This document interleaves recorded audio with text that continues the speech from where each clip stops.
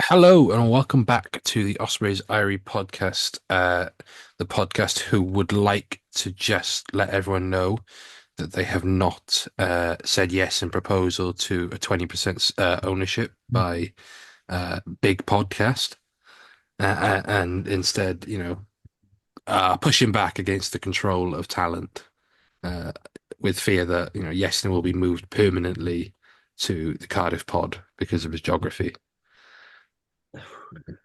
I mean, it would be all right. I guess you could speak about Shawnee Tuipulotu if it was last week, And I would but like to do that. it feels Honestly, like I might just decide whichever team is up against the Lions and have to play against Rabs McSwaney. I might just go and join them, just to purely speak about some of the Lions' backs because I think it's just good fun. he is the ultimate vibes player, isn't it? He is the definition of probably streets won't forget, but then every time you watch him play, Hmm. you're like, oh yeah, I remember him. So yeah. He's my captain. Uh, I am your host, of course, James. We are a day late. Well, actually, we'll be 2 days late by the time this comes out. But the best things are always late. I am joined, of course, by professional Raz McSwaney fanboy Yestin Thomas, and of course, Razzie Erasmus, biggest fan or not biggest fan. I've not watched the video yet. Uh, Brother of Willow and Robbie. How are we, boys? That is how I prefer to be identified. Amateur Rouse McSwaney fan, I believe, is my other Amateur Rabs title. McSwaney fan. Yeah. Everyone's a Rabs McSwaney fan. Get on Pre it. 1995 Rabs McSwaney fan. He's Yeah. doing it The for boot only money and the love person of the who game. isn't a Ravs McSwaney fan is Ravs McSwaney because And he's Matt that humble. and Matt Scott. And Matt Scott hates it, can't bear it. He was a fan until like Thursday afternoon. That game, I know we're not an Edinburgh or a Lions pod, Mm, was mental. It just yeah. felt like Edinburgh was slowly bringing phases of attack, then they'd lose the ball, and Lions would just score, saying, "All right, thank you," and Yeah, just It score 7 points. it felt like watching, like when the All Blacks get drawn against like Portugal or Namibia in a World Cup, you know, and or every now Wales and in again Edinburgh's doing three 2027. phases together, yeah, and you'd go, oh, well done, Edinburgh. And then the Lions would get the ball back and they just score instantly. They'd run the length of the field. And you kind of forgot that like these were two teams vying for playoff spots last year. And I can't remember, did they get into the top eight? Did they make that eighth spot that they were I like can't remember. No. I can't remember. I can't remember very well. But yeah, and in the second half, changed entirely, and Edinburgh showed some pride. But like my biggest preseason prediction for the year was I just felt like Edinburgh were going to crash and burn at some point this season. I felt that was coming, and I made the bold prediction to Will in the office earlier that I think there's a decent chance Scott Maffey, the former New England Free Jacks coach, is their head coach by the end of the season, or has been head coach by the end of the season. But yeah, I say that now. I am absolutely jinxing a few weeks' time when we play them in Mm. Bridgend. But I think but I think Edinburgh do a 15-match winning run, and they just top the URC and then go all the way to win it. No, but that means yeah, Sean Everett experiencing happiness, and I want nothing but the opposite. I am not sure he can. I'm not sure he's got a full range of emotions. He is, and I think I described him on the pod as this last year, like the embodiment of beige. Yeah, he But seems like, like the dullest man I've ever seen. yeah, like he would sit and read the terms and conditions of like Spotify. Oh, and that's his good. That's his idea of a good like Yeah, Friday night that's a out. Friday evening. He'll Yeah, sit on a bollard and eat the terms and conditions. Eat the terms and conditions. he, he Read the orders terms and conditions. he But orders he, plain has banh mi condiments with from it. kebab shop. Ask for a knife and fork at a kebab shop. Yes. And like a sushi, he won't use chopsticks. Yeah, yeah, he's He using a uses a spoon. yeah, but he was just like the vibes were awful when we went to Edinburgh last year. Yeah. And he was a big part of that.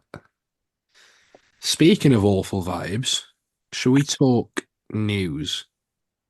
Mm. Because it's not been the best vibes based week. So No, I mean, there's the obvious, the game, and then it just continued with story after story. It feels like we're getting everything out the way in one block, I like to right, think. yeah. What was right? So what was the first one? I can't actually remember the first one.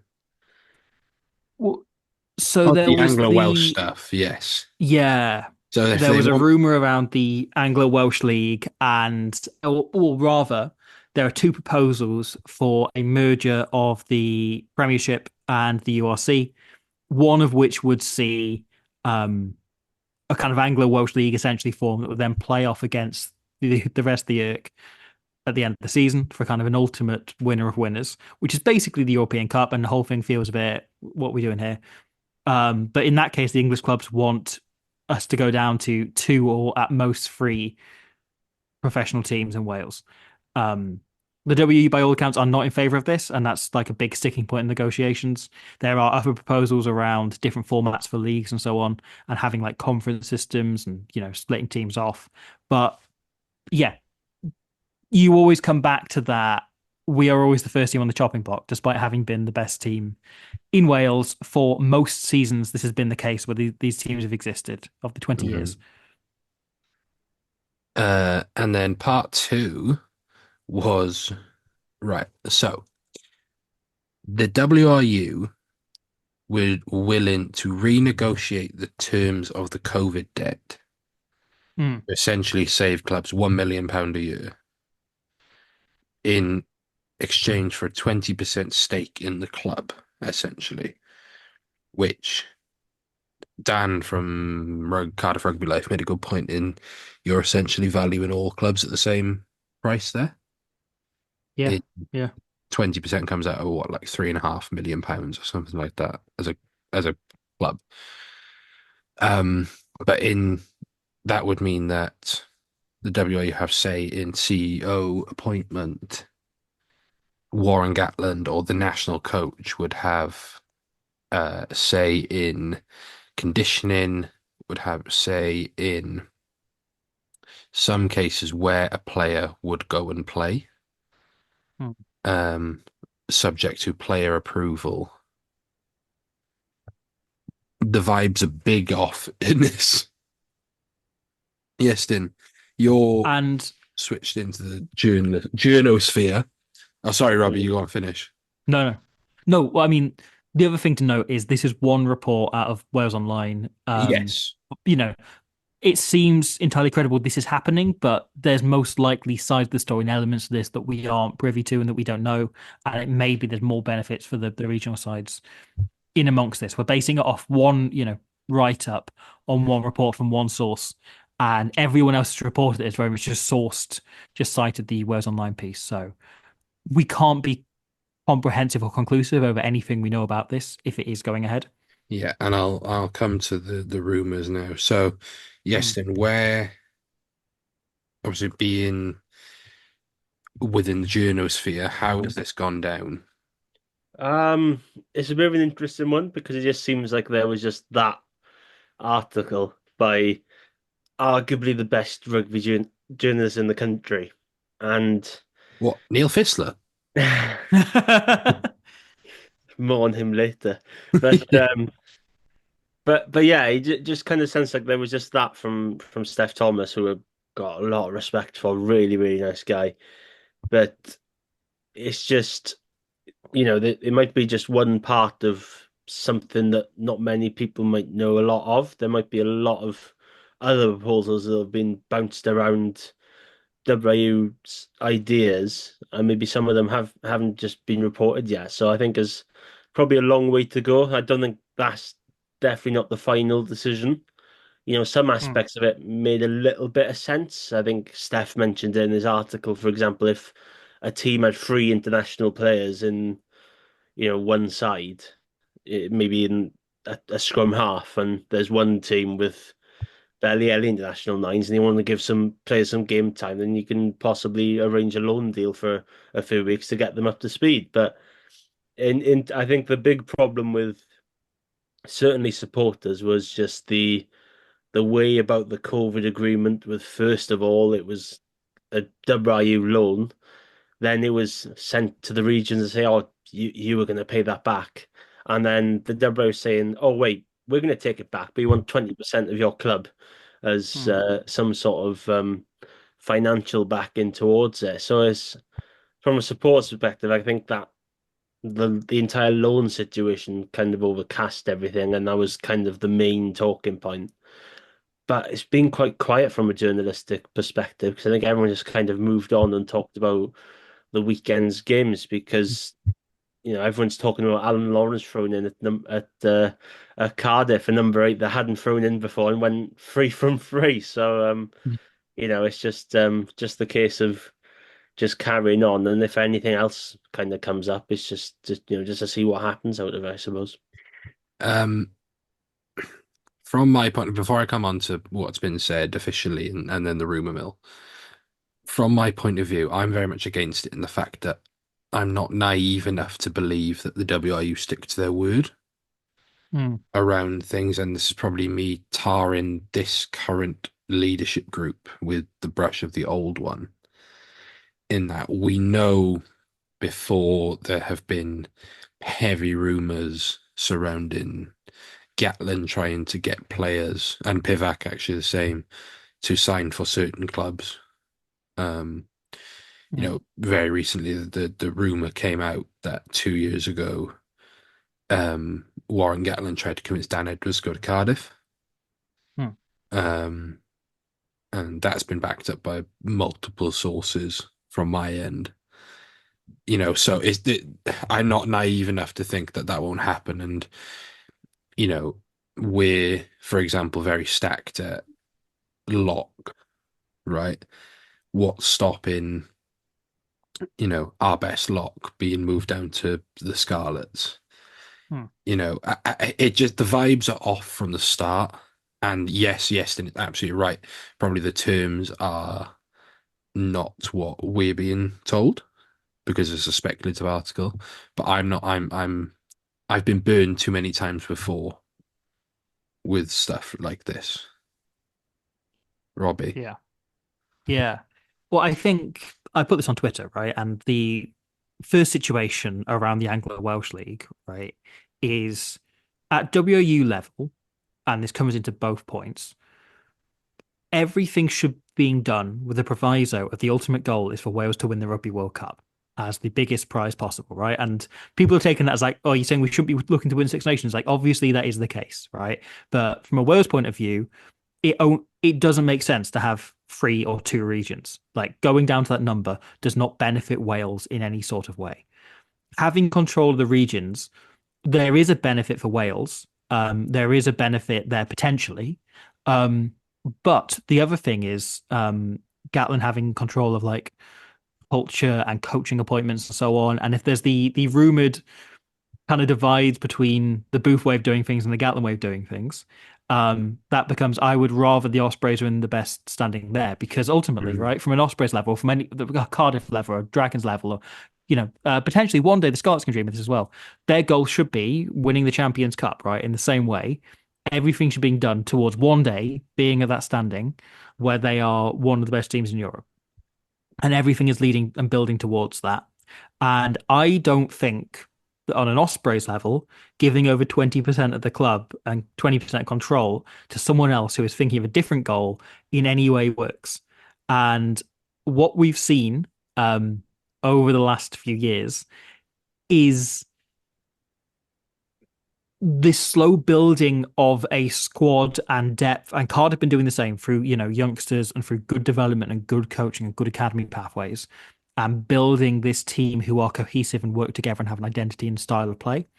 And I don't think that it benefits ultimately Wales or the Ospreys to have Gatlin coming in and going, well, actually, there's 10 in Dan Edwards that you, as a hypothetical to pick one player, there's 10 that you're building to play perfectly for your system. I want him playing elsewhere, so he's got less competition, so he isn't taking weekends off to play, so you can play Jack Walsh or Owen Williams or Luke Scully, test level 13. Mm. And likewise, right, if you are to compete at the highest possible levels, you basically need double the number of positions you have players you have starting in that position plus one. So you need 5 locks, 5 wingers, or 3, in most positions, 3 scrum halves, 3 fly halves who can come in and do a decent job at the level you want to play at. And that's why signing Kieran Hardy alongside Ruben Morgan-Williams is really big, because he is someone that's proven to win and play well at the top level of the URC, where Luke Davis, I think, is kind of a URC standard player, but like if we want to be competing at the top end of Europe, Kieran Hardy and Ruben Morgan-Williams gives you 2 He's a players to do squad that. player, Luke Davis, in the nicest Yeah, way. And likewise, like having Adam Beard, Rhys Davis, James Fender as international quality locks, and Fender doesn't have caps yet, but he likely would have been in the squad. And Hugh Sutton, who is a top end URC player, that is important, and then potentially we see where Great Banks and Lewis Jones go from there. Um, and I don't know, man, like the if it works like the Irish Rugby Union does, where every now and again they shift a player like Joey Carberry over because they've got free players in that position who are the first free choices for Ireland, fine. But I, as you say, don't trust the WU and don't trust Gatland to not be going, well, you've got two players in that position who are okay. Let's move one over. Let's move Kieran Hardy back to, the Dragons or onto the Scarlets, or let's move, Rhys Davis on because, Fender's been starting above him this season or whatever. I don't trust him to trust the players and that chances and that development in the same way the Irish system has worked incredibly well and been incredibly consistent and calm on that. Yeah, so that brings us on to the report said that two of the four clubs are in principal agreement, Mm. while the other two are in pushback. Now, there have been multiple rumors stating who is and who isn't. The latest I've seen is that the Ospreys are apparently not in favour, but Mm. again, I've seen plenty to say that they are. So I can't comment on any club. Um, what I can say is I have personally spoken to Lance, and while he obviously cannot comment on speculation, he will say that they would never ever do anything that wasn't in the best interest of the Ospreys, and that um, they will never ever lose their independence as a club. Mm. So, look, There's we can an only interesting take. point Toby Booth makes on this. Sorry. Yeah, no, God, I haven't watched the press conference. Bo- You can tell me. So Booth makes a point in the press conference. He says if we get to the point where governance is being demanded, where the WU is forcing things upon them, then they've already failed because it should be cooperation and it should be the parties working together fruitfully. And if they're forced into that situation where someone's forced to move or, whatever change is forced, they've already failed. And I think that's a very fair point and, progressive way of looking at it. It's interesting actually because it reminds me of a point that Josh Gardner made of Blood and Mud Mm. fame and various guitars, who essentially said that Matt Sherratt has publicly and this is not blaming Matt Sherratt. I'm in full agreement with Jockey on this. Mm. Is that Matt Sherratt has publicly most weeks come out and said, I'm not going to do what the national team coach says and play Ben Thomas at 10 because I see him as a 12. Yeah. Yeah. And Gatland's just Or turned, Mason Grady at 12. or Mason Grady at 12, and Gatland has been like, yeah, okay, that's cool, that's fine. But then Toby Booth has sort of not said anything yet. It feels like certain players are being punished, you know. So it's things like that. You're sort of like, where's the harmony in things, Mm. Where's so yeah, you're absolutely right. It has also brought up questions about St. Helens and what we're saying. Again, Lance has said that St. Helens is continuing on as planned. Yeah, look, we are where we are. We cannot control everything, unfortunately. No. That's that. And so there are potential upsides. There are situations Yeah, where this happens and it absolutely. works incredibly well and it wipes the debt out and it makes the clubs more stable. And And, you know, ultimately, ultimately, what I want above anything else is the club to just continue existing and it to be yeah, there for me to I watch take every that. Saturday or Sunday. I will You take know? that. We're losing 2 million a year at the minute. In theory, this wipes off 1 million of that, and that's a big piece of Mm. cheese in the mousetrap for the regions, right? But we'll see. Joe Hawkins turns out doesn't want it.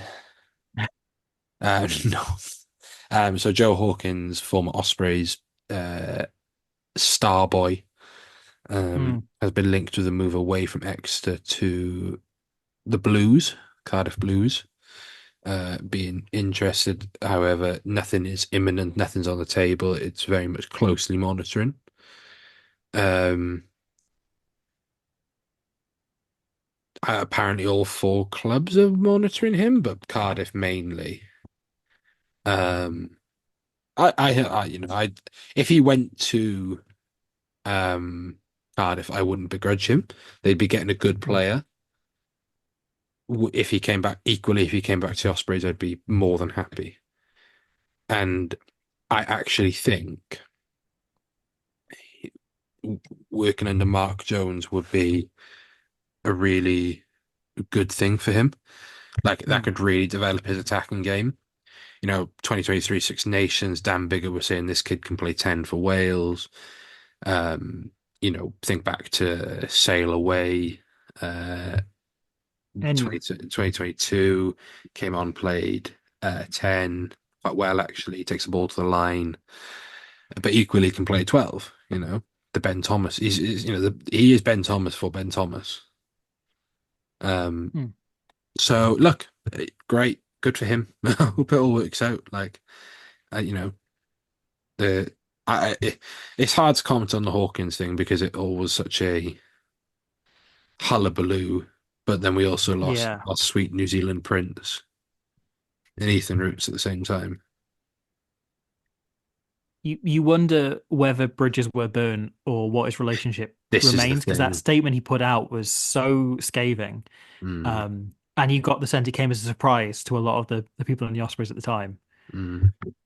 It's an odd one. Look, I would, if the squad and the management and everything else is happy to have him back. He's a great player. He came through this system and you still feel that kind of protective thing of him. Mm. But at the same time, does he feel more Cardiff in energy? I don't know. He does have big tarty back energy, doesn't he? Yeah, Plus, he just fit in with the Pontcanna crew. exactly. There's something Gives like in the big energy of him as a Pontcanna person that vibes. feels much more Cardiff vibes, you know? Yeah. I can't explain it. I can't put my finger on it yet, but I'll get there one day. I mean, Yeston, you're from the same village or town. Yeah, just about. Yeah. So yeah, rumor has it he's often in the gym, which is like Yeah. down the hill from where I am. I know So, exactly where that is. It's my friend's gym. I used to play with him.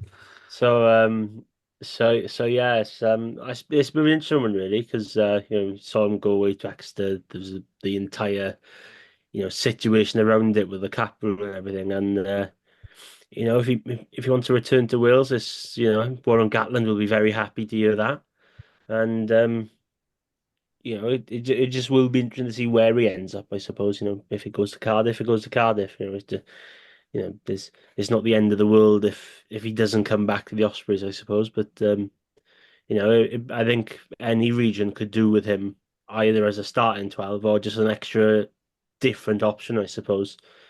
Hmm. Um, Other news, I haven't actually told you guys this.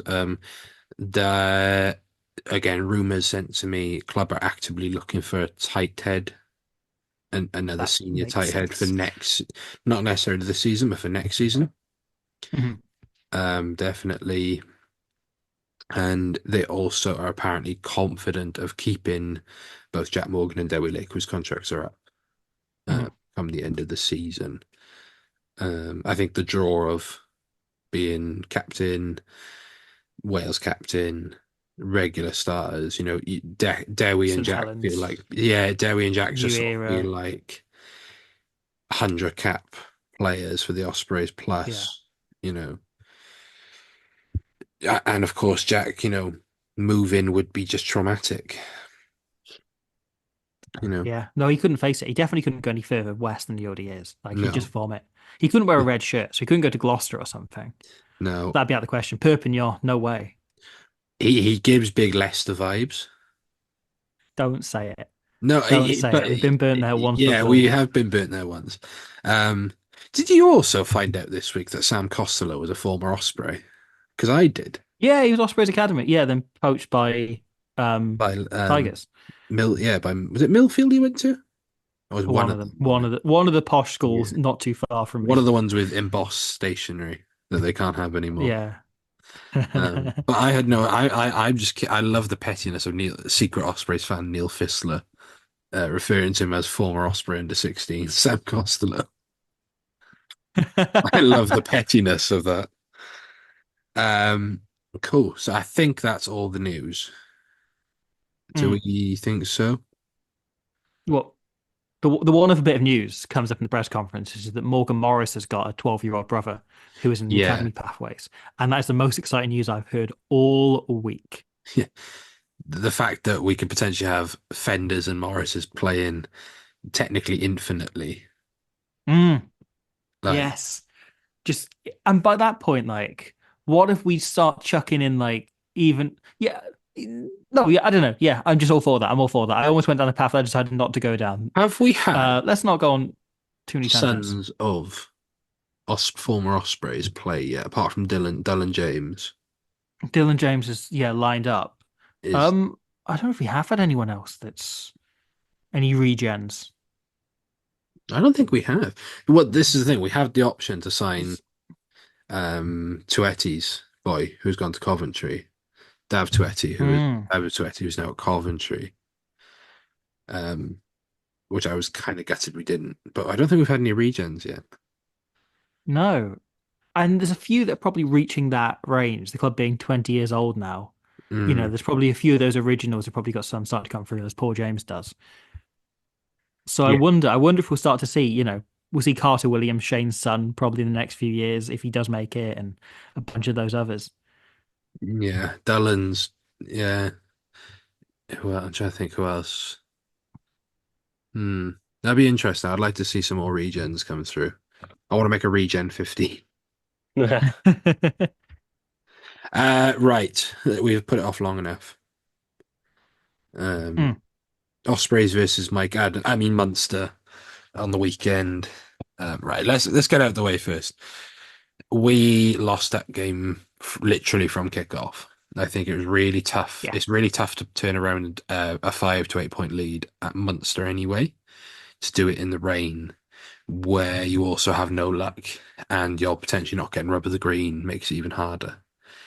Mm, To get out of the way, we were toothless, we were rubbish by our own standards, and Munster could have been down to 7 aside and we wouldn't have scored. I firmly believe that.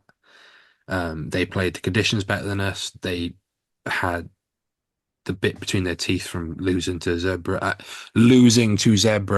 the week before.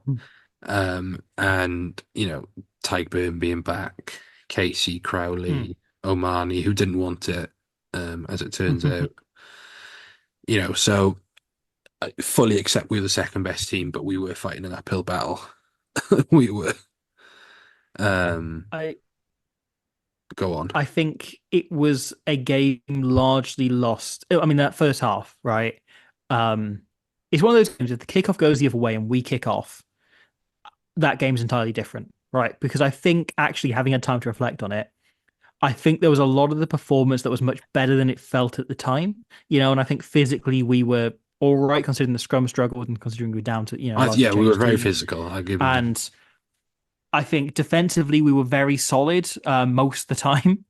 Um, but the errors came in that first moment, the fact that all rugby has, McCarthy down as scoring on 0 minutes, which kind of says it all, the fact that he's got a zero next to his count on the try as though he scored before the kickoff had even happened. Um, that told its own story. That gives you a massive uphill battle to fight from there. And from there, I thought Jack Crowley and Craig Casey were both exceptional and both played the conditions incredibly well and showed why they're season internationals and why Ruben Morgan Williams and Dan Edwards are looking towards that standard. And I think ultimately, this is the most difficult fixture we have all season is Munster away, considering we get the Bulls and we get Leinster at home.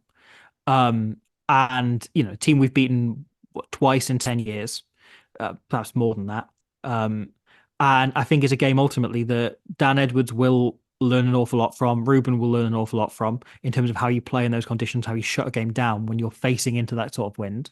Mm. And I think there is enough in the performance where you can go, we stood up to Munster doing this or doing that, despite, as you say, luck going against us. Adamson being so eager to not give penalties in the first half kind of led, I think, to then a very different second half. But yeah, I think Munster played the conditions incredibly well. They showed why they're a champion team, why they've got, regular international halfbacks. And yeah, the two halfbacks, as well as Max Nagy, who I thought was, um, I think Nagy has a lot of strengths. I think the weakest part of his game is his positioning. And he sometimes gets found out, positionally from fullback. And this was a game where that was the sole attribute you wanted the fullback, where that was the thing most under question, was the Yeah, kind of weakest part of his game. I, And I thought he struggled a bit. I thought Again, he it's a played game he'll quite well probably other than learn that, from. though. I thought he did well with Mm. ball in hand with what he could do. But But fundamentally, if your positionally, team is losing yeah, 50 meters because your fullback is missing the ball on the first bounce, or they're not in position, or they're knocking it on, then him making odd breaks doesn't do that much to make up for it for me.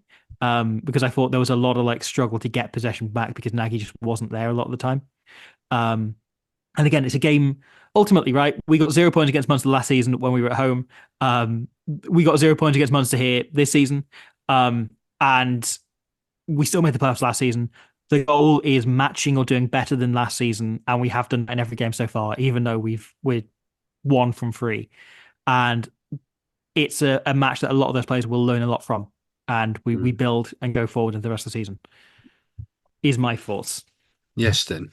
What are your thoughts on the game? Yeah, it's weird to kind of look at it from that perspective, where you look from those 3 fixtures last season, there was only 5 points, and this year 6.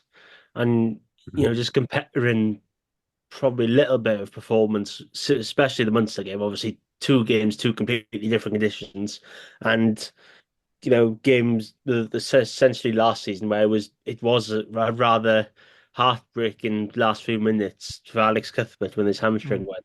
And you know, you just knew Munster were going to rise up that level, especially after the week before. And probably confidence of both sides went the other way after the first 10 seconds. Munster's confidence probably would have skyrocketed after scoring the quickest try in the URC. That was a It record is, yeah. broken. It took over Dougie Fife. Good player. Yeah, Good Dougie player. Fife will now Previous never be legend. mentioned ever again, And do you know sadly. who it was? No. It was never Max Page. Stop pushing this.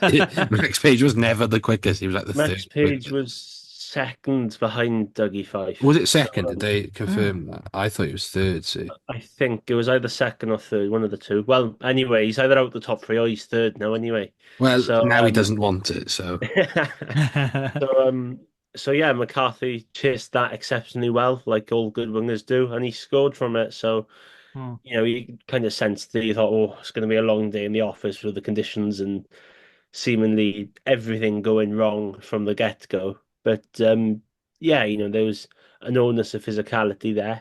And as Robbie said, there's a lot of lessons to learn there. Dan Edwards going up against Ireland's first choice fly half. Who'd have said that 12 months ago? Let's be quite honest, because Edwards was probably not in the pecking order in terms of playing week in, week out. So, there's elements where you look at it, oh, that doesn't look very good, being nilled for the first time since Boxing Day 2019. But if you can claw back a little bit of chances, and it's all about taking them, because the Ospreys had 5 entries in the Munster 22, got nothing. Munster had Hmm. 4 entries and they had 4 tries, and Crowley's penalty on top of that. and that's the big thing, actually, for me, is the not converting of the red zone entries. Like, we were Hmm. statistically the best team at converting red zone entries last year. And that people actually were like, oh yeah, but Ospreys came 8th. That's because whenever we got in the 22, we came out with a point, at least one. Hmm. When in other cases, teams a lot of time will take 3 from further out or will not get a point. That just means we And the were other thing efficient. is Sam Larner did a really good piece this week on how relevant luck is, and in games seemingly against Munster, very relevant. But he makes the point in it that basically, right, red zone conversion is important, but the most important stat is how often you get into the 22. Because you'd rather, you can score 7 points from every single visit, but if you're only getting the 22 twice, then, you'd rather be a team that's getting down and scoring 3 points every time, but you visit 15 times. So yeah, I think that is a bit of an issue, and that comes back to, just like kicking and being accurate and being able to squeeze penalties out and so on. yeah, it's a relevant learning, I think. Yeah, cool. Are we any more on that? I don't think so. Yeah, as just it's one we put aside and move on from. Ben I thought Warren Ben will learn Warren from that broadly game. had a He will learn. yeah, Game. like to say he was thrown in at the last second. Yeah, I thought that was like a very decent, performance, he's and he's going. the player known as Matt also like was a He huge did improvement he on the did Dragons well when he game. came on. Actually, He he did did. well, yeah, Him and Garen Phillips quietly has been very good yeah. since coming off the bench this year. And Uh, Harry Deves, brilliant off the bench oh, again as ever. so good. But Like, like, I suppose no, the one other thought is it's not a coincidence that 3 seasons in a row, our worst game of the season has been against Munster. no. They're very good at shutting us down, at forcing us into errors. Hmm. And in all three of those games, I feel like luck has gone against us. And that's not a coincidence. Munster put us in Mm, positions to be unlucky. And they are the one team over this entire Booth era who have never once taken us lightly or underrated us. And in true. some ways, that does kind of make it almost feel better. They've always brought their big guns, they've always put a full team out, and they've always treated this as a big game, which only really the other Welsh regions have done consistently against us. And yeah, in some ways, like I mind losing to Munster less than the others because they do treat us as a big team. And Yeah. they have, consistently shut us down, had plans for us, and yeah, really, really taken us the distance. So yeah, all respect to Munster. They played incredibly well and they deserved it. Oh, right. Before we go to the Bulls preview, should we play a game? Oh, yes, let's. So Is it rugby? yeah, we're gonna play all of rugby. We're gonna watch Rugby Union like an episodic TV drama. We're gonna start on season one where William Webb Ellis picked up a ball. That's a great idea for a podcast. Someone should narrow it down Someone to just should World Cups and do do that. yeah. I'm gonna do that for the Lions tour. Right, we're gonna play instead of caps, we're gonna do weights. So we're gonna do higher or Oh, lower. Oh, So we'll start off with current squad members, right? mhm. So I'm gonna start you off. We're gonna go who's heavier, essentially. So who is heavier? Where's my list? Here it is. So we'll start off with Tom Florence Mhm. or Owen Watkin. So we'll start in the center. Who is heavier, Tom Florence or Owen Watkin?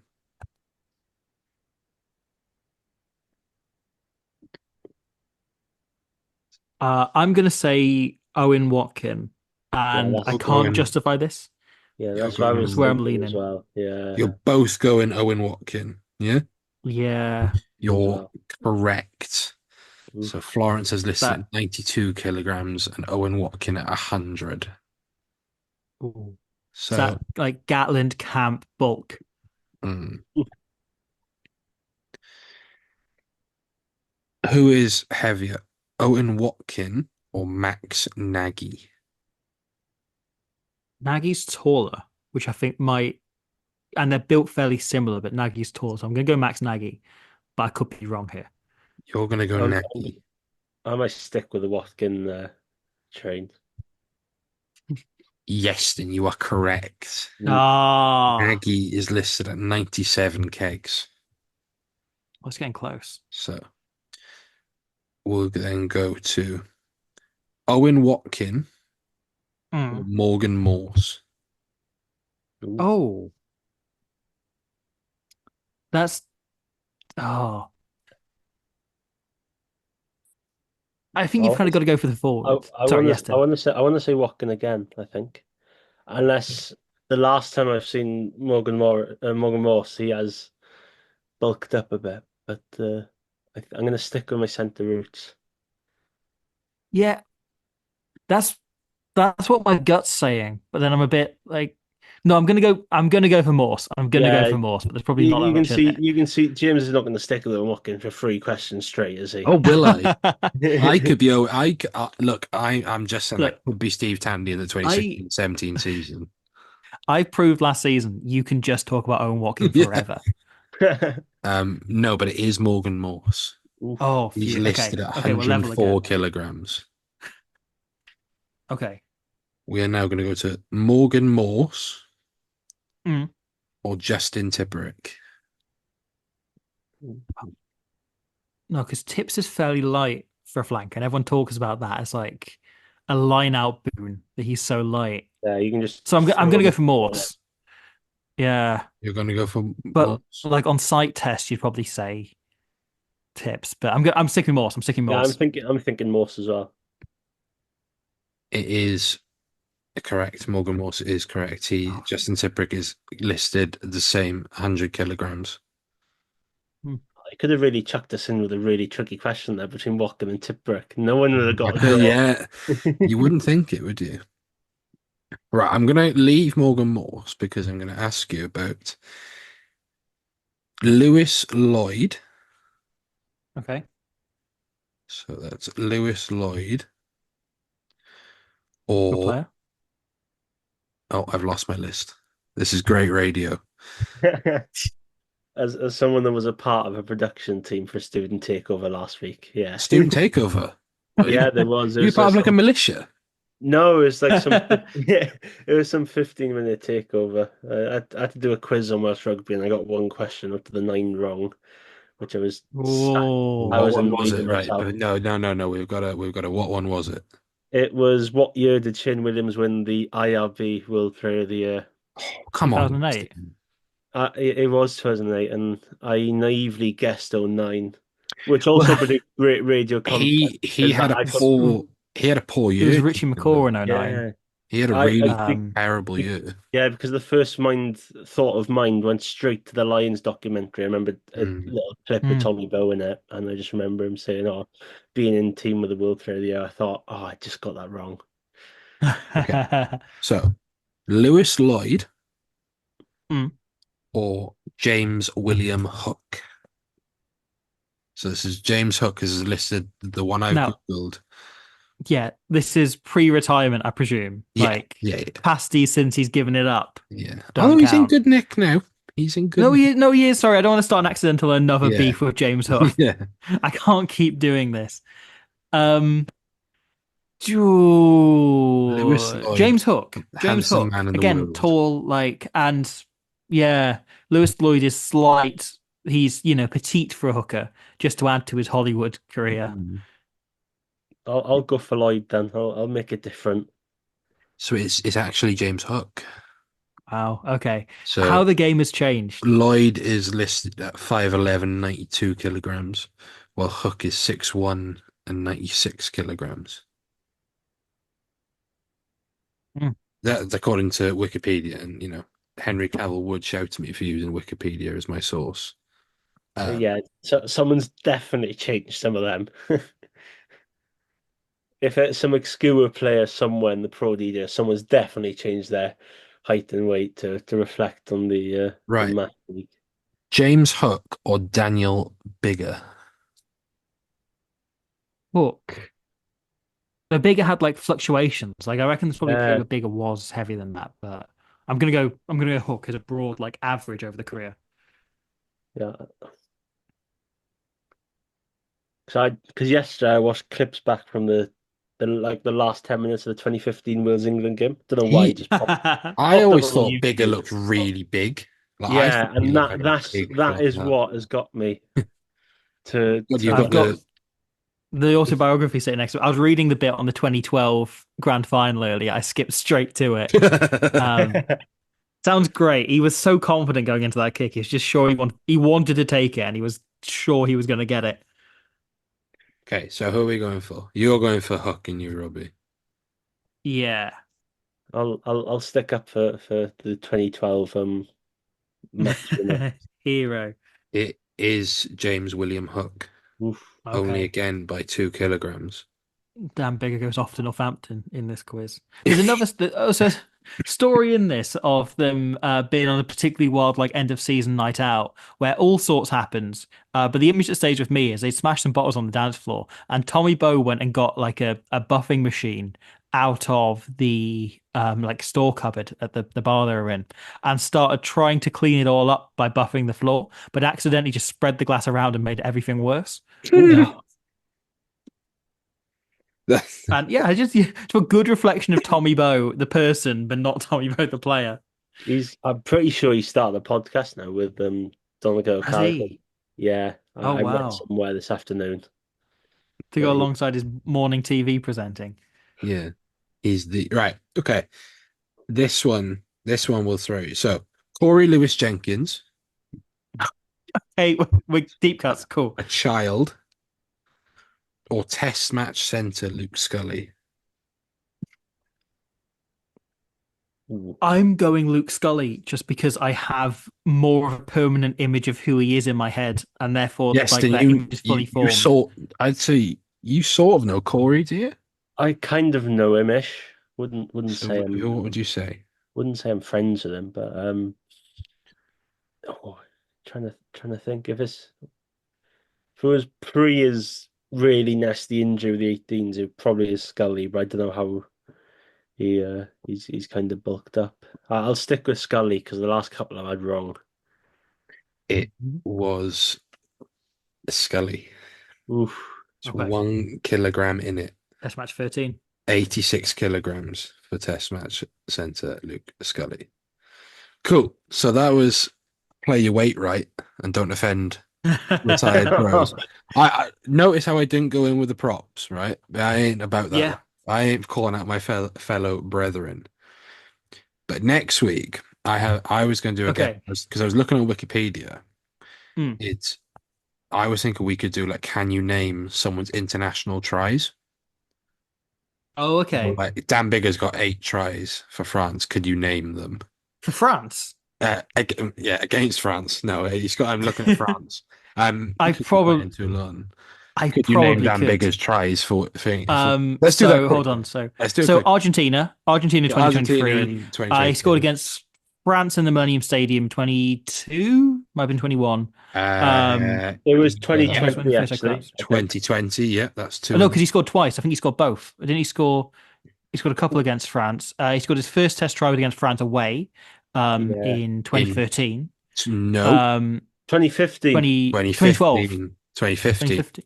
His first test try was 2015. It's the one where Lydiate and Webb He rounds, yeah, really Lydia, yeah, and yeah. then So Bigger you've just got runs right. So down the just other so way. you've so I far thought that you've was in the got George North you, in the you've corner. got No, okay. 2015. You've got 2020, and you've got There's two against France 2023. at home. Isn't there? No, there's England. There's England at home in 2022, 21, 20, no, 2020. 22. Yeah, he scored in Are they both 2020. this? Yeah, because there's the two in the same year, The, wasn't it? Yeah, the quick tap. yeah, yeah. Yeah. So that how many's that? Is that So 5? so far you've got away at Stade de France 2015 Six Nations. Yeah, You have got Argentina in the at, World Cup. at home 2020 Six Nations against France. Yeah, Away in England. 2020 Six Nations and Argentina the World Cup in 2023. Yeah. So that's You 4. you've got 4 more. So there's another against England at home, which I want to say was around that 2020-ish time. No. No? He has got another one against England, but not in 2020 time ish. Oh, so when it'd be? He scored England or Did he Charleston against Ford. the comeback when George Ford? Yeah. Yeah. Is that Can you give 2016? me Yeah, a so year? that was 2015. Wasn't it? 2016. I'll go. 2016, So 2016. yeah, he scored. I remember this by Twickenham, where I was living at the 2016. time. Yeah. I remember watching that. Oh. Yeah, you're missing. I'll give you the years. You're missing another one in 2016, one in 2018, Australia and 2016. another one in 2021. Oh, did he score against Italy 2015 or 16? He I did think- score against Italy 2016 Six Nations. The one where him and Roberts combined and he Yeah. under the Yes. I So was you're there now for that. missing the one in 2018 and 2021. 2018. Okay, Oh, 20. Wales were nearly good. 2018. Oh, you So scored he against scored against Tonga. Tonga. Yeah, there you are. Tonga, Yes. yes. Um, and then 2021.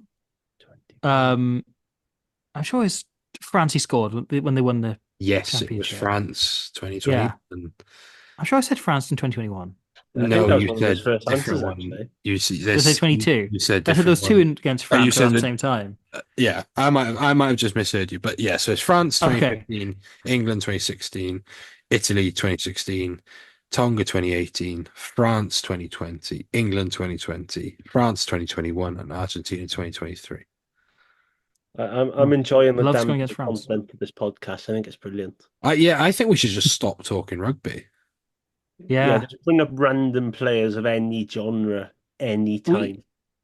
what we should do as a good player one day is the game where Dan Bigger played fullback with Sam Davis at 10. That Yes, was a great that day. was a fever I think dream. it was right after the 2015 World Cup. And they went, you know what? Everyone's saying about how good he is under the high ball. Let's just put him at fullback. Let's just see Mm. how that goes.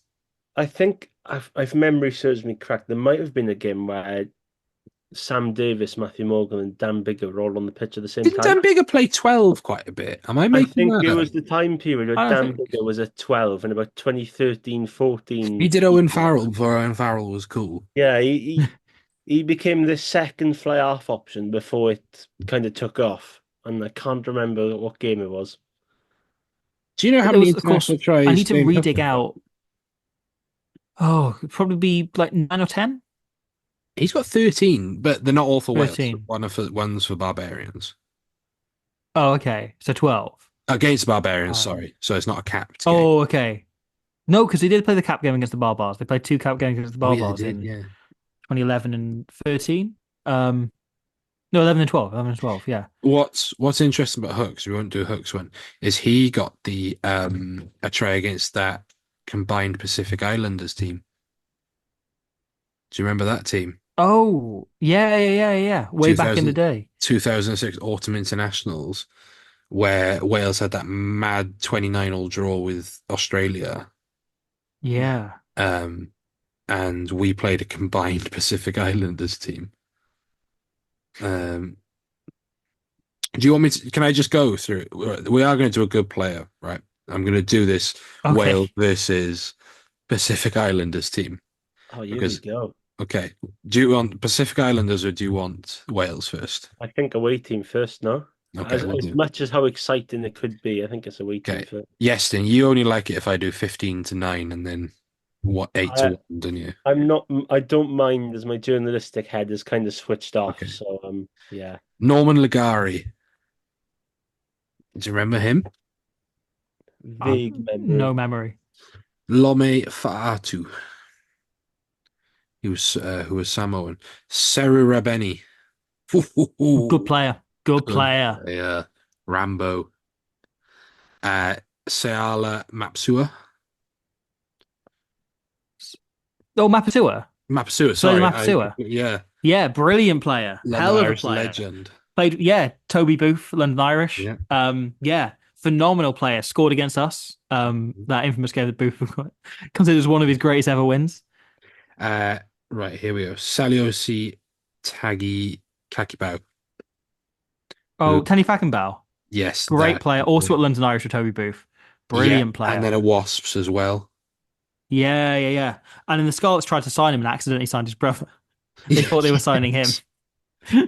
Tusi PC, good player. Good player. Good Really player. like Tusi Good coach PC. now as well. Yeah. Mosese Raulini or Raulini. Oh, yeah. Good player again. Good Yeah. player. Great in the '07 Played World at Cup for Saris, Fiji. didn't he?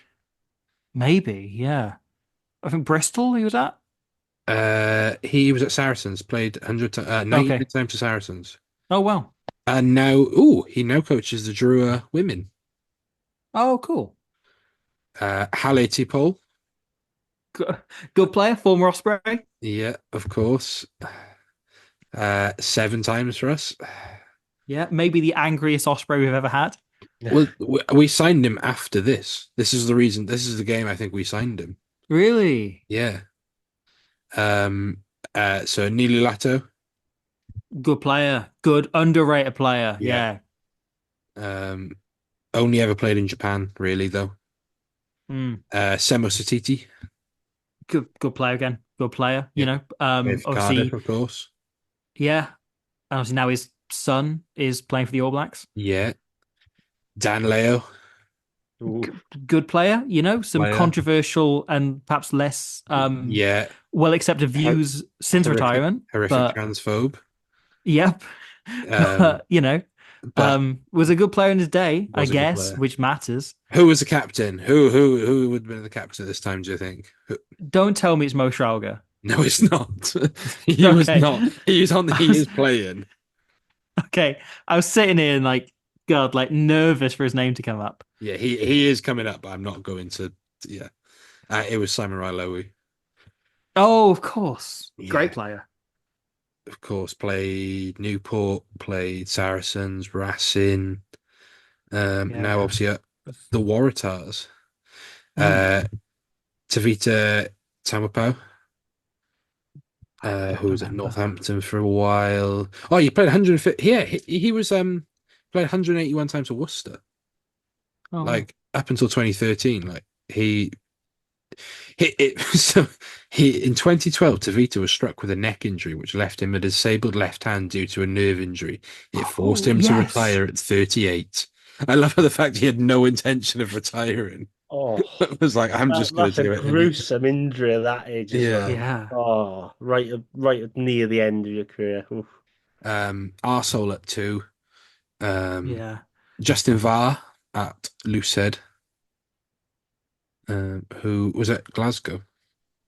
Hmm. Aleki Litui, Good Census player. Johnston, Good player.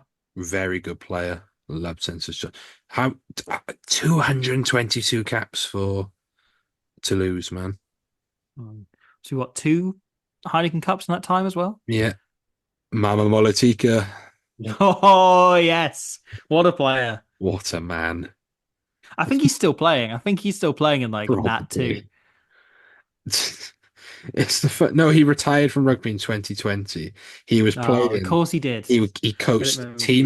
Team Sully Sports RFC playing WRU Div 7 League and University side Bedfordshire Bulls Luton campus team. Epitaione, great player. Good Loved player. Great Epitaione. player. Still playing. Ipitoni's still playing. Is he? Yeah, he's still playing in Ooh. got down the divisions, but yeah, he's still Then going. Junior Polo Lagaga, I Oh, believe. yes. Juni Gaga. Yes, the clip of God, who is it? One of the South African commentators trying to pronounce his name is very, very funny. He's in Invictus as well. Is he? He plays one of the All Blacks in Invictus. Okay. He's like a Jonah Lomu's played by a former Bath number 8. Yes. Zach Is it Leroy something. Houston? I Zach. hope it's Leroy Houston. It's Toby Faletau. Yeah, it's Guy Mercer. Guy Yeah. Mercer played Jonah Lomu. Sarami Abai, Sarami Bai. So my by good player. Yeah, Tigers. Yes, he was. He was. Yeah. Yeah, Tigers until 2016. And then Kameli Ratuvo Solid player. was at Zebra. Who coached this team? Pat Lam? It was No, it's Pat before his Lam. Samoa days. Was it No, it Pat was Lam? Pat It was Lam. Pat Yeah. Lam. Well, it was a combined team, wasn't it? Yeah. So that's a pretty stacked team. Wayne Barnes It reffed the is. game. Of course he did. Right, let's go into the Wales team. We're in the doldrums a bit here. Right, fullback Kevin Morgan, great player. Loved the rap. Good player. Needed Put the more cream on the caps. Grand Slam cake. Yeah. Lee Byrne on the wing. Oh, yes. Oof. Only played 60 minutes. Sonny Parker, James Hook. Great partnership. Was Sonny Parker at Mm. Ospreys at this point? Yes, he was. Yeah. Yeah, he was at Ospreys at this point. The original Cunt brothers, Mike Phillips and Kerry Sweeney. Because who Would not else? know it's a kebab shop, would you? Who else are you going to have at 9 and 10 against a mid 2000s Pacific Islanders team? How many caps did Kerry Sweeney get? Probably like 40 odd. I think he got way more than we 35 expect. caps. Yeah. How? I think he went back to Ponty near the end of his career as He well. did. Yeah. Alex Popham, Solid player, decent player. solid player, yeah. Um, Obviously, horrible what's happened to him right now. Gavin course, yeah. Thomas. Oh, good player. Punch Sam Whitelock in the face. Mm, Gets you in my good books. played for 3 of the 4, and technically played for Cletley as well. Mm. So good player. Yeah, no, good player. Alan Wynne Jones at 6. Claxon. Nino, Now we're Nino. talking. Ulster away 2017-18 shouts Yes. back at you. That's because Robert Sidoli and Michael Owen were in the row. So Michael Owen was in the second row and Alan Wynne at 6. Yeah. Yeah. Well, Okay, fine. Alan Wynne was a 6 at this point. Yeah. Looking at it now, it just doesn't really feel right, does it? No. Yeah, Robert Sidoli. His brother, Wales under-21 international, Peter Sidoli, nationalised to play for their father's native Italy, but was never selected. Yeah. Pierre Siddeley, as he called Yes, himself. Sidoli. Chris Horseman, who of course wasn't Welsh but owned a house in Worcester, Yeah. or just outside Worcester. So nice they named him twice. Who was at hooker? T. Reese Thomas. Oh, T. Reece Thomas. Thomas Reece Reese Thomas. Thomas, the hardest looking man in the world. But by all accounts, one of the best parts of Gloucester. Actually, he's a Gloucester Academy coach, I believe. And who was captain this day? Duncan Jones? It was Duncan. This was in his captain in Wales era. He deserved more caps, didn't he? Absolutely. Just unlucky to come alongside the greatest looser we've ever had. Yeah. Yeah. Paul James. Yeah, Paul James. Right. Hugh Bennett. Now we're getting into good player. This is a. How many Ospreys are on this bench? So you got Hugh Bennett, Adam Jones, Geth. That's a great front row. That would do a job now. Yeah. Yeah. Bomb I'd squad, bring them you don't on need Deborah it. That away. is a proper front row. Side note, the clip of Adam Jones introducing Lee Halfpenny to the squad for the first time. It's fantastic. And repeatedly making the point of how the Ospreys are the best region is superb. While basically relying on that to win Jones. I don't know, just over and over. Yeah. You don't know if he's trying to rub her in or not, or he's being genuine about Halfpenny's start of his career. The thing is, I genuinely believe like he would just go, yeah, Scarlets are shit. Pence are awful. Jonathan Thomas. So this was obviously pre-23 sub, so we went for we had 2 props on the bench, yeah. Yeah, we went for a 4. We went for no, we had a full front row replacement. Yeah, it was 3. But we went for one other forward. But it's Jonathan Thomas, so it's fine. Gareth Meat Cooper.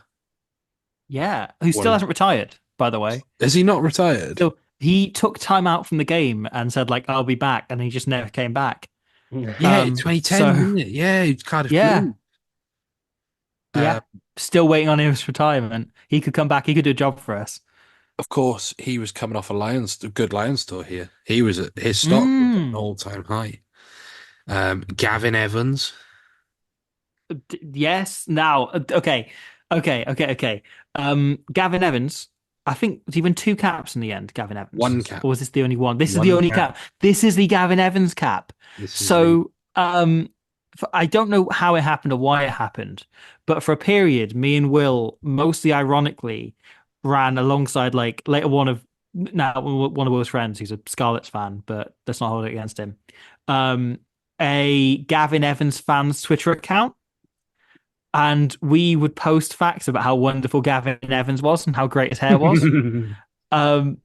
And is it still up there? Is it still out there? Gavin Evans fans still exists and follows Squid Rugby. What's that about? Someone logged into it in the last few years. Yeah, so the last post was 2021, which I haven't looked at this since about 2012 because he signed for Cardiff and he had this like short-lived career. There you are, yeah. Oh my God, I'm All of looking this at the like account now. about how he's better than Brian O'Driscoll. Feed the Gav. Hashtag Gavin Evans time was the long running one. Corey Allen's credit his Wales call up to fellow Blues centre Gavin Evans. Um, it's just all of this. Good luck to Gavin Evans tonight in the semi final of the Eurovision Song Contest, replicating the newly declared nation of Gavin Evans. I'm No reading it likes, right now. no retweets. How old do I have been? I've just Like retweeted 14 or something? that tweet. No, I'll do it on the pod account later as well. Fun fact about Gavin Evans. Who's Do going you to know know what? win the Twickenham Sevens? Nobody knows. Do Who's you going to know win the what? Twickenham Ones? Everybody knows. Go, go, Super Gav. That's good. That's a good tweet. That's a Do you good know what tweet. game Gavin Evans made his debut in for Scarlets? Oh, I don't. It was a friendly against Slovenia in 2003 where they won 95-0. Wow. Oh, right. And then finally it was Shane. I don't know why Shane wasn't starting, but Yeah, he's okay. yeah, he was fine. I enjoyed that. I loved that Gavin Evans account, and I'm gonna keep looking at it like consistently now. It's like similarly, I posted like a hashtag Justin Tippericks facts. I don't think picked up any traction, but like, there's a load of tweets from me, age 13 or something, when he first got into the Ospreys team, of me posting facts about Justin Tipperick. All of it's out there still, and maybe I should get rid of them, but I don't know. None of this is aged horribly in the way you expect some Twitter activity from when you're a teenager to age.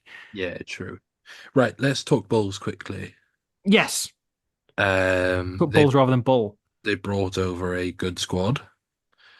The question Mm, remains to be seen who they play. Jake White does like to move his to rotate his squad a lot. I mean, it helps when you got a Springbok in every position. Um, yeah, it's going to be a tough one. It's a good game to bounce back, actually, I think. yeah, Perfect opportunity to go out and put a statement out. Injury wise, the only one new is Phil Cochran, a singer. I yeah. think he can knock out in Munster, but Tipperick is back, Boter is back. Who else do they say is back? Hardy, which Hardy, is interesting. So Hardy can make his debut here. which we knew anyway because he revealed it on Yeah, Espadrach last week. Um, yeah, so I fully expect them to. I think Hardy will start mm. because he's been ready pre-Munster, but they weren't going to take him out to Munster. So I expect, And Ruben's played to the 80th minute in most of the games, you know. yeah, Um, I think Luke got some time while he was HIA'd for his sock injury against the Dragons. And otherwise, I think Luke got like maybe 7 or 8 minutes against the Stormers. But yeah, it was pretty much like Ruben's pretty much played every minute of every game. So it'd be good to give him a bit of a rest and give Hardy a run out. um, yes. Then give me your thoughts on the back row. Oh, well, I was going to say I watched the Bulls last week against Ulster and they were very, very good. So it'd be interesting to see how what Jake White kind of does. And the back row, oof, it's a tricky one. I think you probably bring Tipperick back into the fold from the start. Especially for a home game like this to bounce back from the weekend before. But then you can't really drop Jack Morgan either. I think he's top tackle in the URC, which I read this afternoon. Mm, He is, So yeah. but has he so got the best tackle evasion rate over no, a he certain number of hasn't. carries in the Urk? No, no, he has Okay, not. That, doesn't that matter then. that is not Jack Morgan.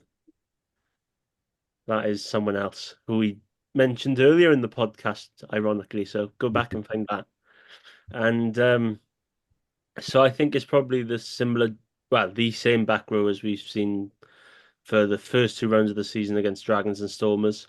And it'd be interesting to see what he does in the second round. Does he keep Sutton in and give Ratty a little bit of a rest? Or does James Ratty continue for yet another start like he always does and probably will? It's tough. I think you go for the same pack from the Storm. I think the Stormers squad is what you choose, really. Um, in a way, I am tempted to put Nagy in at fullback though. because I do feel if the Bulls kick loose, Mm. we can. I think Nagy can punish a lot more. He loves, he makes line breaks. He averages stupid amount of meters per game. Um, I worry with the number of kicking options the Bulls have available to them that's true. um, about that.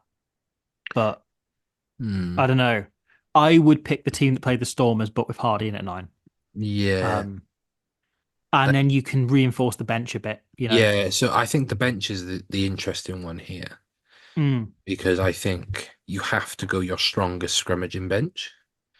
So for me, yeah, it's Steph Thomas.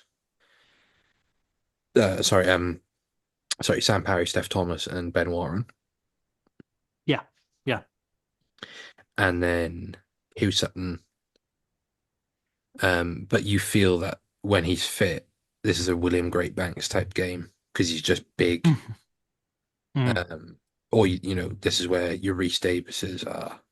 So Great Bank's apparently back in training, but he's still a few weeks away from being able Yeah, to play. I'm thinking, yeah, he'll be Christmas derbies, I think. Yeah. But I Uh, think Ratty gives you a bit of edge in the scrum as well, you know, some extra bulk there. he's bulked up a lot. Yeah. Yeah, you obviously you stick with Deebs. I think if there's Yep. any player I want to bring on against the Bulls, like Yeah. Cameron Hanacombe trying to run with this, Bridgend Rottweiler on his leg. Um, I think Deves' carrying's come on a lot in the last few weeks as well. I think we've seen that really develop over the summer. You know, are he's you clearly saying a bulked up a scrum bit. half flanker has worked on his carrying? Oh But no, yeah, I don't want to in see his that scrum smoke cap as again. well. A scrum cap, yeah, first time for everything.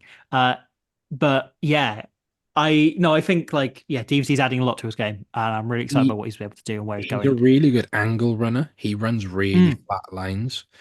So you often see like players will run an arc, but Deves runs his weight and he'll run it flat. It doesn't matter who's yeah. in front of him. He is running at you. I think yeah, Ruben on the bench then. Um, and then so who are you going with bench wise then? Because if Cocker Singer's not in, so you saying Owen Williams and then Nagy? Yeah, who I think Booth said Owen is coming back towards fitness, so I don't know if that means Okay. he is fit or he isn't. So Um, you'll probably have Yes and Hopkins probably sits on the bench. Oh so no, sorry, Nagy. You've got Nagy and Hopkins. Yeah, yeah, but Nagy. then No, hold on. limit Um, it limits your if 10 cover. yeah, um, but if we were like, unless Scully comes in, Mm, yeah. but the squad is stretched at this point. You know, we don't have Tom Florence. I guess is available if you want a centre, an out-and-out centre Right. if Yeah, Cochran I Singer's don't think out. SRC clubs have released their squads yet, so we can't Okay, in and out. Again, I, yeah, so I it's think. interesting. The bench is the Hmm. interesting for me. And the thing is, right, that Bulls squad is unbelievably strong. Pretty much all their Springboks have travelled over. You know, there's a lot of like the Ruben Nokiers and so on who have basically played every minute of the Rugby Championship. They're not straight on a plane over. They're playing three games. They're playing us, the Scarlets, and Benetton. We are the strongest team they're facing, so they're probably going to pick the strongest team against us. So we are almost definitely in for a full strength, full pelt Bulls team. And in some ways, after that Munster game, you couldn't ask for anything more, anything better Mm. than to prove a statement against a team I'd say are probably the favourites for the competition this year, bringing their full team over. And yeah, I think we can win this. You know, from having spoken to someone within the camp this week, like the boys are really, really up for this and really fired up, focus on this game. And it could be a huge statement, as I said earlier. Like, if the aim for the season in the regular season is to match or do better than last time, again, we got nothing out of this game last season. And if we can pick up a win here, that is huge. I agree. And actually, the last Bulls game, yes, didn't you remember? Yes, Good game. just It was my last day of A levels before like the exams and all that. So Interesting. everyone kind of went off drinking. I just went to Swansea to watch Ospreys against Bulls, and I think I enjoyed myself. I don't know about anyone else in the school, I but loved it. I I certainly honestly enjoyed went that for nuts the when that evening. Luke Morgan try took us into the Champions Cup. Yeah, that intercept in well, because I think with after the whoever scored the third try, was it Sam Parry possibly scored the third try where Yeah, he where he dotted on a goes ball. around the ruck because Yeah, there's no offside line and yeah, knocks it down. and I think from the restart the Ospreys kicked it away, and I want to say it was Harry Morgan at 9, and you were just looking around thinking, why has he kicked that away? Then all of a sudden, Luke Morgan's just running in under the posts after gathering the intercept to clinch a vital point, and and that was the try that won the first Welsh Shield, It which is was as well. I which forget is it won the Welsh. rather weird to say. That's definitely coming up in a pub quiz in a few years' time. Who was the try scorer to clinch the Welsh Shield in the first season of the URC? Who is going to say Luke Morgan? Well, And technically, Luke Morgan comes up twice because he did it in the third season as well. yeah, last Because season he scored with the a bonus bonus point point try. try. At, Unless you really want to give it to Mr. Penalty Try for the one right at well, the no, death. but we already had the bonus point, so You could argue that penalty try was the one to seal it. mm. Still a bit nervy. So to wrap it up, then, gents, Bulls. Do they put their tour? Am I right in saying it's us, Scarlet, Scarlett's Benetton. Benetton? Who are they putting their best team out against? But as us, like we are the strongest team in that side, right? Oh yeah, We are going to get the full blast of that Bulls team. And yeah. it and I think they might use them twice. It depends how Barrington really get on in the next couple of weeks. Yeah. Because if they're 0 from 5 at home, there's a good chance the Bulls could easily rotate. Or they could just send their first team out and absolutely slaughter them, which would be very, very cruel of the Bulls. But yeah, it'd be interesting to see what happens, I suppose. And even for the Scarlets, I suppose, if they can sneak a win in Cardiff, it's a bit more confidence then for them. And it'll be interesting to see what happens. But I can see the Bulls sending their firsts across down here. And if I'm Jake White, right, and I'm looking at Benetton as a playoff team You're last applying year, for a job right now. and You've just usually the way. applied for the Western Force job. Um, and yeah, if I'm looking at like this season here, right, and I'm going right, Benetton are currently winless. There's a chance that going into that Bulls game, they are still winless. You know, they don't pick up any um wins in the road in between. Um, so they're playing the Sharks this weekend, who got an away win last week, then the Dragons away in Rodney Parade, and then the Bulls at home. And there's every chance, right? After 6 rounds, um, you could have a playoff contender winless. And from that kind of Bulls perspective, you can almost finish them off there. You know, you can almost rule them out of playoffs contention. But then likewise, they're probably thinking they can do the same for us, you know, being 1 win from 4 and probably going, okay, we smashed them last time. Does that lead to them taking us less seriously in the way, you know, everyone but Munster has over the last few years? I don't know. I'm excited and I think we can do it. I see no reason we can't. I think physically we're a good enough match for anyone. I think what happened last year was we fell off a bit and perhaps there wasn't the same emotional focus that happened on the Stormers game. And I'm not worried about that this year. And yeah, if we can kind of cover the backfield accurately and nullify their kicking game a bit, I see no reason we can't hold it. I don't see it being, if it's going to be a loose game and if one team's going to run away with it, it's going to be them. But I see no reason we can't win it in a tight game. And I think we're getting better and better at winning those tight games. We can stay in the arm wrestle for certain. Yeah. And yeah, if you're Jake White, are you Curtly Aaron's leaving for Yeah. the playing the balls in October? You want to get every minute out of him. Yeah. And no Billy offense. LaRue probably comes in. You know, Yeah. Kane and Moody probably plays in the centres. Handicum, Yeah. no, yeah, we'll go low. I don't. I have an Elric Lowe. Yeah, and Wilco. Hmm. So yeah, I have a feeling their squad selection will either go a real shake up, and actually they say, let's get here, let's just shake off the rust, grind out a win with our second team, and Hmm. then um we're gonna go all cylinders against Benetton and Scarlett and run up the points difference. Yeah. The Uh, other side, though, is if they do put out their first, right, there's a lot of players who have been playing all year round. So you look at someone like Ruin Nokia, who, had a breakthrough season in the Springboks, was brilliant, has played just right the way through for them, played, 80 minutes in four out of their five well, played all but one of the Rugby Championship games and played 80 in most of them. And then last season was playing almost every game for the Bulls, right? So he's basically gone from the start of last season to this year. He's played 24 games since last October. He hasn't had a break at all. He was thrown into start against Ulster. Are players like him and a few of the others in that squad just going to be shattered? Those big Springbok names? Are they going to be broken if they've then flown over like Ben Jason Dixon did? and got Is yellow. that going to be too much for them? Yeah. Yeah. So all their Springboks going to be yellow carded for I needless and pointless yellow cards as well, not just ones that will affect matches. What I'm saying is, I think there's a bunch of players who normally want it, who this weekend and this weekend alone might not want it. That's fine by me. We forgot to give a shout out. Morgan Morris, 100 caps. Yes. Yeah.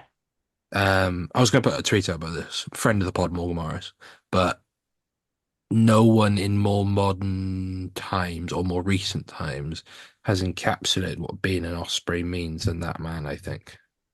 Maybe Absolutely. outside of Justin Tipperick, who is Mr. Osprey, no one has encapsulated work ethic, leadership, being a role model, being a nice man than Morris, I think. Yeah. He's, He yeah, clearly loves it. He cares about it. No one deserves this 100 game more. everything is about his playing with his mates. Like, that's what this is to him, is going out and playing with his mates, and you can just see that. So yeah, Mm. brilliant. Congratulations, Morgan. Um, I hope you score a hat trick. And they start calling you like, Cameron Hannicon can finally look at his bedroom posters of Morgan Morris, and what's the meme? Is that the Kylian Mbappe Messi meme? Um, yeah, Just Cameron want to Hannicon. congratulate Cameron Hannigan for a man of the match performance after Yeah, James has just cursed him. Warren Gatland, please cap him, Yeah. please. Um, and then if he comes to the Reach, I'd love him to just go to the Dragons for no other reason. Just like, right, hey, Cameron, here's the ball. You're going to carry it, and that's it. Cameron Hanekom screams Dragons vibes. Like, no plans, just vibes. But yeah, we are live on yesterday's Espedwire. Yes, I believe so. We are. Hmm. It is the live game on the weekend. S4C 7:30 kickoff Saturday night. Unless you would rather watch Strictly. Mm. Um, Doesn't have Morgan Morris though, is it? no, He's it's not on not. Strictly this year. Should be next year maybe. Ooh, rugby players who should go on Strictly.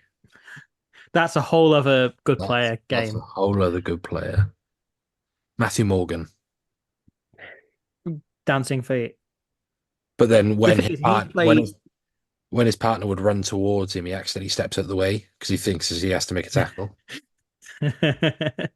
He'd play 10. Well, no, he'd do like a foxtrot once, and there'll be articles on Wales Online on why should play 10 for Wales. Andy Howell will be having kittens. Oh, right, gents, it has been a pleasure as always. Mm. Um, again, apologies for the lack of record yesterday. Boys had stuff on. I've had a pretty full on week with work. This has been an absolute shambles, but a really good fun, a really good catch up start. You can find us all on the regular socials. Follow us on Ospreys Eyrie Pod. I think we can crack 1,000 followers this year. We currently sit on 769. Wahey. I'm convinced about 740 of them are porn bots. We we go again. Um, thank you all, and we shall see you next week. Have a good one.